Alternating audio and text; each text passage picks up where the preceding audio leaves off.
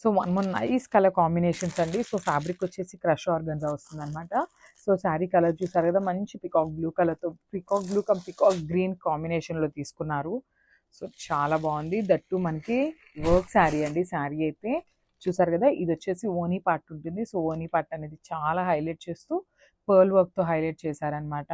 And ఒకసారి borders చూసేద్దాం. Border కూడా మనకి చక్కగా thread work and followed by the పర్ల్స్తో హైలైట్ చేస్తూ ఇచ్చారు.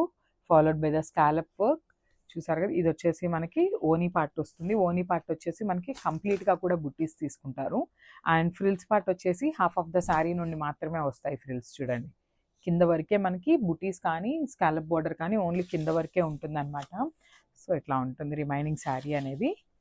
సో బ్లౌజ్ చూసేద్దాం. సో బ్లౌజ్ కూడా చక్కగా మెంతి గ్రీన్ కలర్తో పేరప్ చేసి ఇచ్చేసారనమాట.